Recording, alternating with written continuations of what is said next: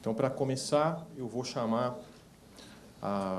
vou apresentar primeiro, antes de chamá-la, vou apresentar primeiro a Françoise Schein, que ela é artista plástica internacional, e ela que idealizou o projeto Inscrever Direitos Humanos na Estação Luz do Metrô, que tem por objetivo trabalhar as ligações da arte e da cultura com as questões social e educativa, expressas na Declaração Universal dos Direitos Humanos. Então, ela vai fazer... O tema da palestra hoje é por que a arte nos metrôs é fundamental. Por favor, Françoise.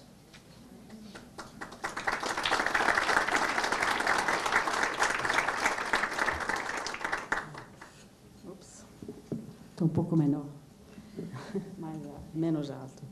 Bom dia. É um grande prazer para mim estar aqui. Nós estamos a desenvolver o projeto na Estação Luz. Pode ser que você já viu uma parte dela que já está construída e instalada na estação, mas é um projeto de longo prazo porque envolve muitas pessoas, centenas de jovens nas escolas, em muitos territórios da cidade de São Paulo. Qual é a arte que deveria estar nas estações de metrô? Para mim, foi sempre uma questão muito importante, porque eu penso que o metrô é um lugar muito importante na cidade, é um lugar bem democrático. Desculpa, vou ver como funciona isso. E que todos os metrôs do mundo são juntos, em geral. É uma empresa do mundo, em realidade. São Paulo é ligada a Paris, é ligada a Amsterdã, é ligada a todas as cidades do mundo. E eles têm um papel que tem a ver com democracia, porque é o lugar que é o mais democrático do mundo, em realidade. Já trabalhei em bastante metrô, porque eu acredito na ideia da democracia. Eu penso que falar dos direitos humanos é fundamental. Eu trabalhei com todos esses metrô, que é o SL-Fastiget de Estocolmo, Paris e a STIB, Paris e a RATP, você pode olhar. São muitas estações de metrô que eu fiz, uma depois da outra, para conseguir construir uma rede internacional sobre direitos humanos no mundo inteiro. Pouco a pouco, é muito trabalho, muita experiência que se acumula pouco a pouco. Eu tenho algumas questões que eu vou botar agora, e ao longo do meu próprio percurso, através de todas essas estações, e todas essas cidades e metrôs, eu vou responder nessas questões. A primeira é a arte no metrô deveria estar como arte nas galerias ou na arte do museu.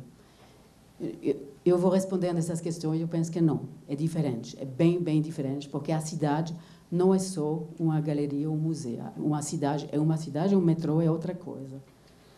Que tipologia de arte deveria estar escolhida para os metrôs? Eu penso que realmente não todas as artes pode ser no metrô, tem que estar um pouco particular. Qual a estratégia para escolher os artistas? Os metrôs têm um papel também de escolher os artistas. Qual a temática da arte? Desculpa, estou verificando se funciona bem agora. Como escolher as temáticas da arte?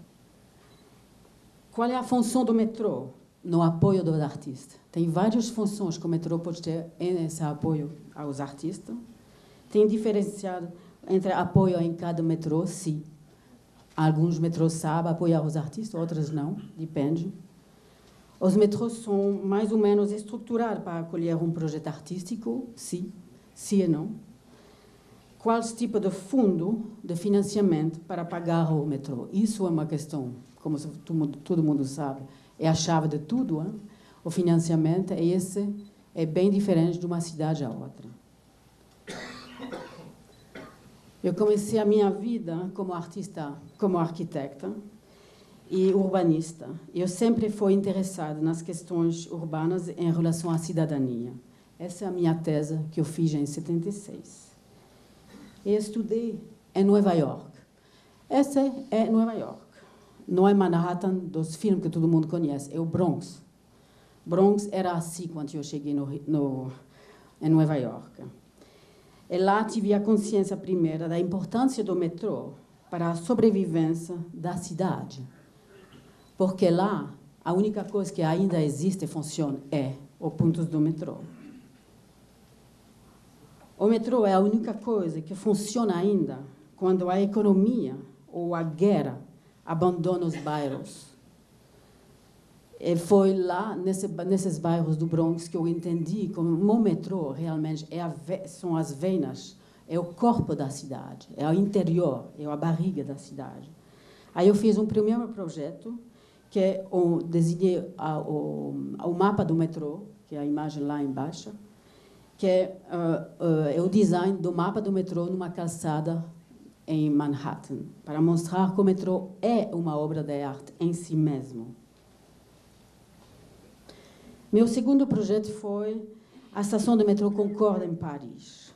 Desde então, eu decidi de querer trabalhar nos metrôs, porque são os locais mais democráticos do mundo. O meu primeiro projeto não foi uma encomenda, era um proposto para o metrô de Paris, para fazer um projeto sobre a questão da democracia.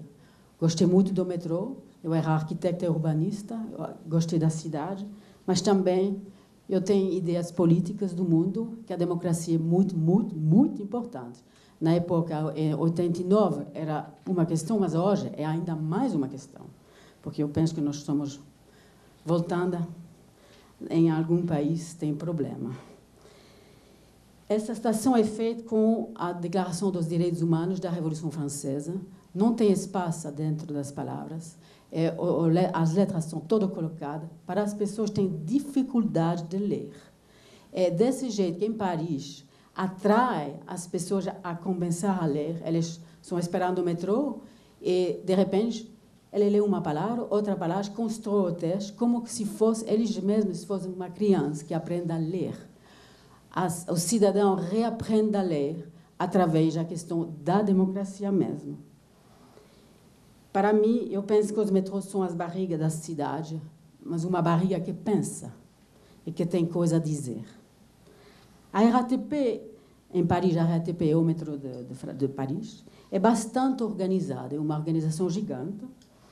O metrô ajuda muito o desenvolvimento dos projetos. Em Paris, a RATP pagou os honorários e a construção do projeto inteiro, que não é sempre a mesma situação. Eu apresentei essa ideia ao presidente na época do metrô, ele gostou da ideia, pronto, fizemos o projeto, que demorou 9 meses para ser construído, entre 1h da manhã e 6 da manhã. O metrô nunca parou, continuou a funcionar nesse tempo. Essa é a segunda estação que eu fiz. Em 92, eu fui convidada para uma comissão de arte do metrô da STIB. STIB é o metrô de Bruxelas. Eles gostavam muito do projeto de Concorde e fiz a proposta de fazer uma outra estação em Bruxelas. Bruxelas é a capital da União Europeia e o projeto tem a ver com a questão da democracia dos direitos humanos e também com todas as fronteiras que ligam todos os países da Europa, que eu botei uma depois da outra. Nessa época, a STIB somente imaginava pequenos projetos para os artistas. Mas eu recusei o projeto. Não queria fazer só uma pequena para ele, eu queria fazer a estação inteira. Um pouco não conseguiu de convencer eles a fazer assim. Tem 2 camadas na estação. Tem uma camada que é feita dos direitos humanos e outra sobre a questão das fronteiras. Eu queria criar e expandir no mundo uma rede de estação de metrô dedicada à democracia e aos direitos humanos. Já sabia que ia demorar uma vida inteira, e foi. O projeto de Bruxelas levou também 2 anos para estar construído e foi totalmente pago pelo metrô. A terceira estação se localiza em Lisboa. Na época da construção de Bruxelas, eu apresentei um projeto ao presidente do metrô de São Paulo. Em Lisboa, o projeto aumentou com meu aprendizagem da técnica de pintura sobre azulejos, a grande tradição portuguesa. Me desloquei e fui morando em Lisboa para 4 anos. O metrô de Lisboa me deu a possibilidade de ler e aprender sobre a história do Portugal e dos descobrimentos portugueses ao redor do mundo. Foi nessa época que eu comecei a trabalhar sobre a relação entre a história de um país e os direitos humanos, que às vezes é muito contraditória. Nessa estação, a abóbada está cheia dos direitos humanos, e tem 450 mil azulejos, todo feito à mão, e ao longo das plataformas tem 50 mapas contando a história dos descobrimentos portugueses ao redor do mundo. Eu aprendi muito, até aprendi a história do Brasil nessa época. Em Portugal, eu elaborei também a minha metodologia de trabalho da relação entre direitos humanos e a história, que eu uso hoje a Fazenda Estação de Luz. Em Portugal, eu aprendi a técnica através da convivência com os trabalhadores da fábrica de azulejos. Foi essas pessoas que me ensinaram várias técnicas que estou desenvolvendo hoje com a minha equipe, que está aqui presente, com as camisetas, em São Paulo, e nas escolas com as quais trabalhamos. Trabalhamos com muitas escolas, mas vou falar disso depois. O Metropolitano de Lisboa teve uma linha de trabalho com artista plástica desde os seus primeiros estações de metrô dos anos 50. Cada estação de Lisboa tem uma obra de arte, tem um conselho que é a Escola Artista. Eu fui a primeira artista estrangeira a ser escolhida pelo metrô. Eu recebi muito apoio pelos engenheiros e arquitetos do metrô.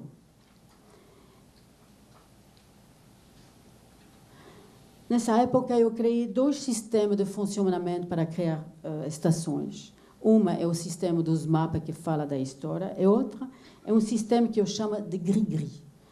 Esses gris-gris são um sistema de ícones, que são desenhos pequenos. É um sistema que representa ideias e pode ser feito por qualquer pessoa.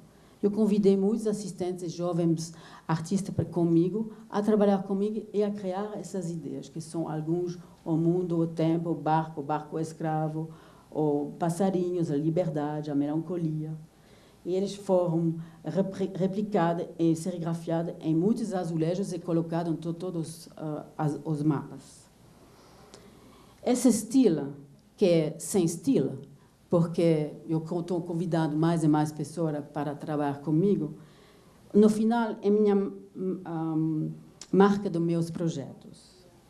Eu tive uma super equipe ao redor de mim. E como vocês sabem que os metrôs se ajudam entre eles, a STIB, que é o metrô de Bruxelas, me emprestou um engenheiro para o metrô de Portugal. Esse é especialista no trabalho com artista, e isto foi também uma grande ajuda. O Jacques era um engenheiro belga que foi emprestado ao metrô de Lisboa. Esse era genial. Tem 450 mil azulejos, todo feito à mão, numa empresa de fábrica perto de Lisboa. É o projeto mais complexo que eu fiz até hoje, usando 16 cores, com todos os azulejos feitos à mão. Eu vivi na fábrica para 2 anos. O metrô pagou tudo que eu precisei. Não podia fazer o que eu faço hoje se eu não tivesse aprendido a pintar em Portugal. Desculpa, meu português não é perfeito.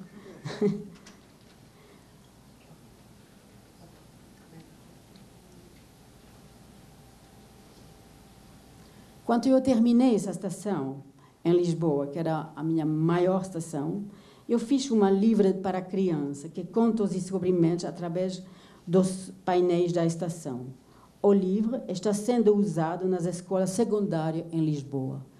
Essa também foi a época quando eu comecei a considerar que o metrô pode ter a ver com educação e que pode passar os gastos para construir um metrô pode ser usado na problemática da educação dos jovens.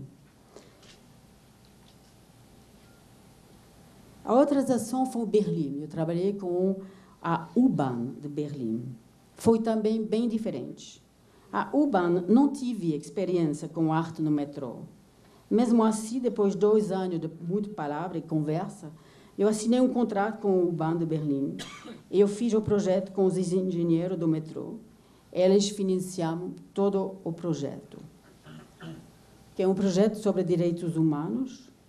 O projeto foi desenhado e construído durante 2 anos e finalizado em o ano 2000. Tem 60 painéis, apresentado a Declaração dos Direitos Humanos com letras futuras e com formas geométricas refletendo as ideias do Bauhaus. Eu não usei a letra Garamond em Berlim.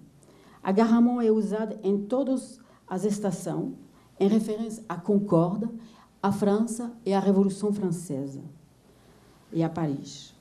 Mas para Berlim, eu usei a Futura porque foi uma letra criada durante a época do Bauhaus e rejeitado pelo nazismo. A estação está dedicada também a Heinrich Heine, um grande escritor alemão que vivia em Paris e que foi um grande pensador das questões da democracia. Durante a construção do projeto, o metrô apoiou com seu staff de engenheiro e conselheiros técnicos. Foi a primeira vez que o U-Bahn de Berlim fez um projeto artístico permanente no rede de Berlim. Meu projeto iniciou essa estratégia do U-Bahn que hoje existe para o futuro. Uma outra estação se localiza em Estocolmo. Em 1998, eu tive um concurso organizado pelo metrô, que eu ganhei. Eu fiz o projeto ao redor de 2 ideias. O trabalho de Carlos van Linnaeus, que era um grande botanista do século XVIII, que é, vamos dizer, o Descartes local da Suécia, e também em face a face com a questão dos direitos humanos. Como sempre, eu escolhi a ligação entre a temática local e relacionar aos direitos humanos. Tem 16 painéis monumentais sobre a questão da ecologia, iniciado por Carl van Linné em frente dos direitos humanos. O projeto foi muito pesquisado.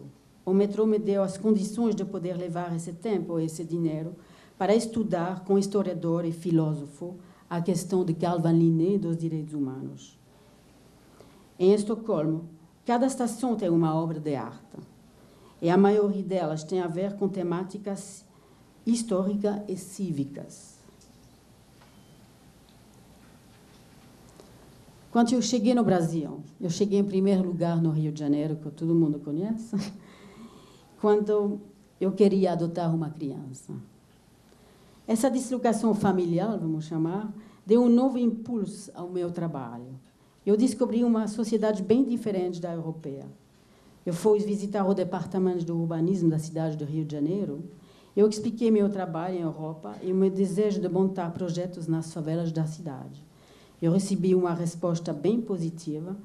Era na época do programa Favela Bairro. Me inseri nesse programa. Eu comecei a trabalhar numa primeira favela em Vidigal. À tarde e da manhã eu fiz a adoção da minha criança.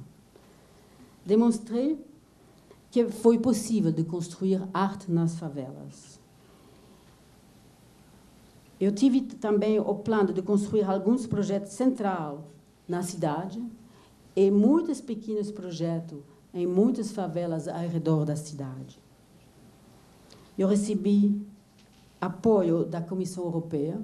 Foi complicado a ter, mas nós obtemos essas possibilidades e trabalhamos em 7 favelas. Essa é Vidigal. E nessa época, eu entendi que trabalhar com as pessoas e ensinar os direitos humanos era bastante importante e também construir projetos para melhorar as entradas das favelas e também, no mesmo tempo, dar uma educação às pessoas.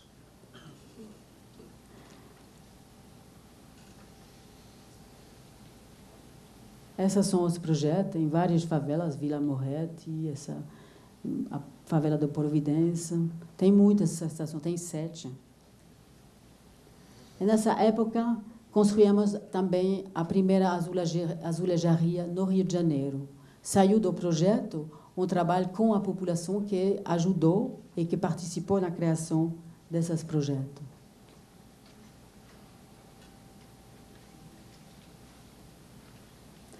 Nós criamos um ateliê que ainda existe hoje, é uma microempresa que continua de ter encomenda própria e que é independente do meu trabalho hoje. Nasci desse trabalho outra encomenda do metrô do Rio de Janeiro. O metrô queria integrar um painel numa grande saída de ventilação do metrô, da estação. Sobre o painel, que é 10 por 20 metros de altura, tem a Declaração dos Direitos Humanos, também com uma mapa monumental da praia de Copacabana, que todo mundo conhece. Eu escolhi de botar 3 figuras no painel, exprimindo a história da escravidão. Uma delas é a bisavó da minha filha adotada, que se chama Dona Irene. Ela está aqui, apresenta a vovó, e ela está caminhando ao redor de Copacabana, da praia de Copacabana, porque ela vive de vendendo chiclete rosa vermelha na praia. É família minha. De todas essas experiências, nasceu o ateliê de trabalho no Rio de Janeiro, com pessoas treinadas por mim, e depois continuaram a se treinar por Laura Taves, que é uma arquitecta de Rio de Janeiro, que continua a trabalhar até hoje e para o futuro. Foi em Portugal também que eu finalmente conceptualizei a metodologia de ensino dos direitos humanos. Eu criei um kit pedagógico, porque eu realizei que, através de todas as experiências, era muito importante de poder ensinar os direitos humanos fazendo projetos nos metrô e em outro lugar da cidade também.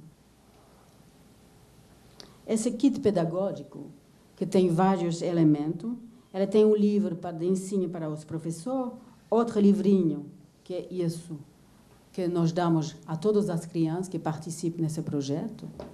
Esse é o livro para os professores, nós damos formação aos professores para poder conseguir esse ensino todo. E também tem um livro A3 para as crianças preencher com imagem sobre direitos humanos. Em realidade, as crianças fazem ilustrações de cada artigo dos direitos humanos. E com essa metodologia, criamos com as crianças painel permanente na cidade. Esses são os vários desenhos que existem em Portugal. Vamos nas escolas e damos as aulas com os professores. E depois o painel é criado e instalado na cidade. E as crianças se tornam muito orgulhosas de todos esses projetos. Já fizemos mais de 30 painéis assim em toda a Europa. Chegamos em São Paulo. Em São Paulo, o projeto que estamos fazendo agora com a Metropolitana combina toda essa experiência anterior. É a primeira vez que uma estação de metrô é construída com a participação de jovens e crianças nos bairros desfavorecidos. Esse projeto tem vários vertentes. Ele tem um vertente de cidadania, através do trabalho de ensino a centenas de jovens nas escolas de São Paulo. Tem também painel sobre a história da cidade de São Paulo e a cidade do Brasil, o Brasil. E também a requalificação do espaço público no coração de São Paulo e no local da sua fundação. Nós usamos o kit pedagógico, que é o sistema de criação entre as escolas e nosso ateliê, que foi realmente um sucesso. Trabalhamos também com o Ministério da Educação, que indica as escolas, e com o CMDH de São Paulo, que interage com as escolas e o kit pedagógico. O CMDH, a Comissão Municipal dos Direitos Humanos, deu uma formação básica aos professores para eles estar capaz de ensinar os direitos humanos aos alunos. O orgulho da criança quando verem seu desenho para sempre colocados no espaço público, no centro da cidade, é realmente a chave desse projeto. É a primeira vez que essa estação é construída com esses jovens, é a participação do mais pobre ao construir um local mais central na cidade. Eu penso que isso, sem concórdia, sem um trabalho nas favelas de Rio, não poderia estar hoje. Nós fizemos várias inaugurações para celebrar o trabalho das crianças dentro da estação, com as centenas de crianças, e nós damos para eles um certificado de participação, que é um pequeno diploma, para realmente celebrar a participação de cada um. Agora vamos apresentar o filme.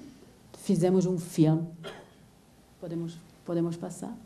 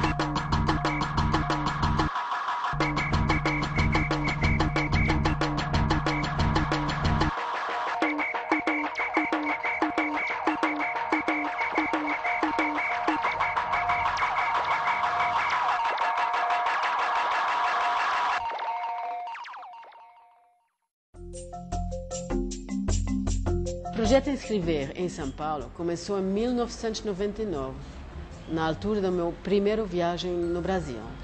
Eu fui visitando o metrô e eles gostaram muito da ideia e me deram uma estação luz. Eles decidiram de me dar essa estação porque foi colocada num bairro bem interessante, central, e que fez sentido da questão da história de São Paulo, misturado com a questão dos direitos humanos, lá no centro da cidade era muito importante. Formamos uma equipe também com a azulejaria, com Laura Taves, com Tatiana da Labona, que é uma outra artista, e também o Júlio Villani, que é outro artista brasileiro, também a Rita. Os direitos humanos é a chave desse trabalho, mas fora os direitos humanos, aqui vai ser falado sobre a história de São Paulo. Esse primeiro painel aqui conta do nascimento de São Paulo, quando Vila, os jesuítas. Cada desenho é um artigo dos direitos humanos. Isso é trabalhado com uma ou duas crianças por artigo. A parte do projeto pedagógico se divide em duas partes. A Inscrever fez um kit pedagógico que nós damos para os professores da aula nos alunos. Depois, a equipe do projeto chega na escola com o material para transformar o desenho final da criança até cerâmica.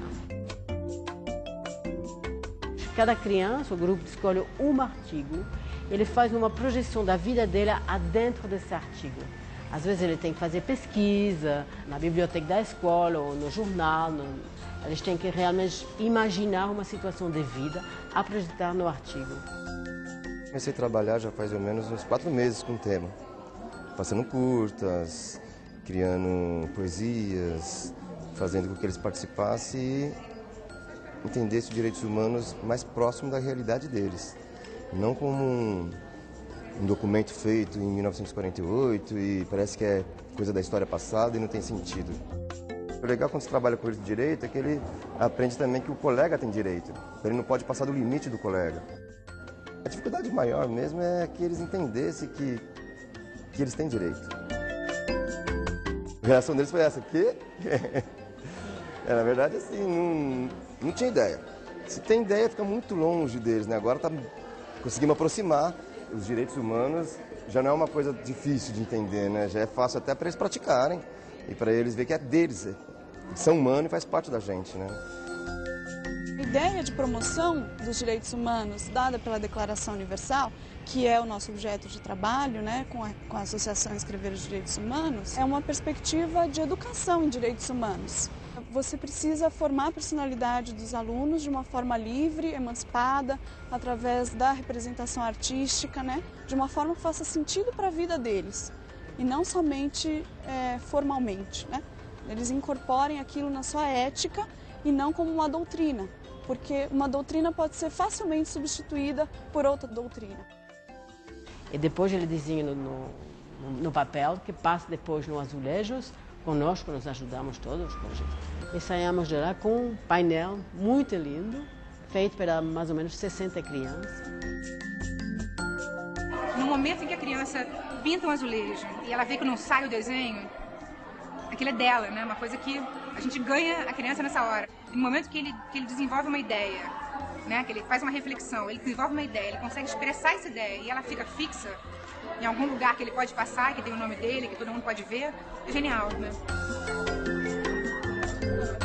Então, tudo isso é um processo bastante interessante de reflexão. Quer dizer, aquilo vai ficar no espaço público, todo mundo vai ver.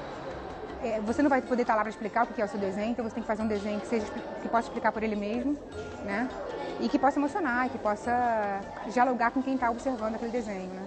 Então, quer dizer, eu acho que para o espectador também, quer dizer, quando ele se toca, aquilo foi feito por jovens, crianças de vários locais, é interessante, porque é uma coisa coletiva, vira um processo coletivo, vira uma reflexão coletiva para quem está na estação também assistindo e vendo o desenho, né?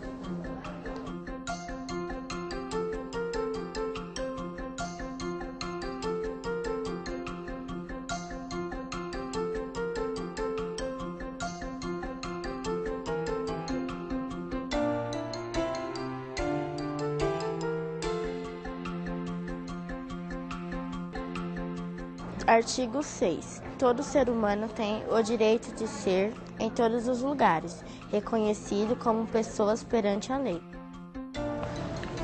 Artigo 20. 1. Todo ser humano tem direito à liberdade de reunião e associação pacífica. 2. Ninguém pode ser obrigado a fazer parte de uma associação. Todo ser humano tem direito a repousar e lazer. Artigo 3. Todo ser humano tem direito à vida, à liberdade e à segurança pessoal.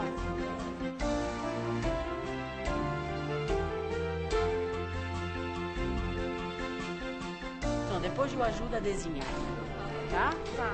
Você me conta a história, a situação. E depois podemos imaginar o desenho, ok?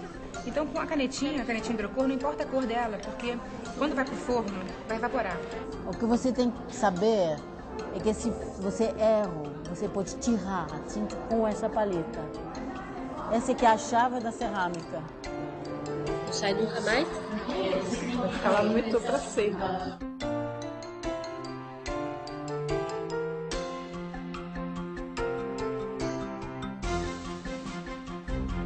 Coisa que eles piram, assim, que eles adoram, é saber que vai estar exposto num lugar público e que daqui a anos eles vão poder passar e falar assim, ah, fui eu que fiz, tal, não sei. A gente viu muito isso na inauguração do primeiro painel, assim, que as crianças foram.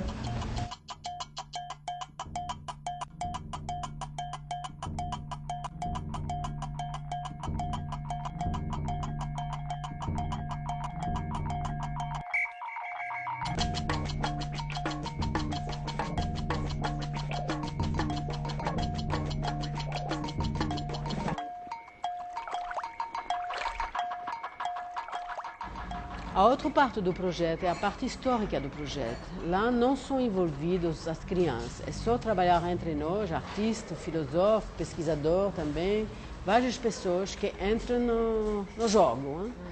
A estação é dividida entre 16 peitorils, sobre o qual vão estar colocados 16 fragmentos da história de São Paulo. E cada painel é dedicado num assunto. Começa antes de 1500, os ameríndios, Porto Santo, São Vicente, Depois vai para a fundação de São Paulo, 1554, a época da ouro, a época do café, a época dos Estados Velhos, as imigrações nordestinas, italianas, a Semana de Arte Moderna. Depois passa até a ditadura e a democratização até hoje em dia. São 16 painéis. E temos uma metodologia bem particular, porque eu pergunto às vezes a outras pessoas de ler coisas e depois, junto com a Tatiana e a Laura, nos juntamos, conversamos sobre o que vai entrar exatamente, visualmente, no painel. No final, o que vai acontecer é que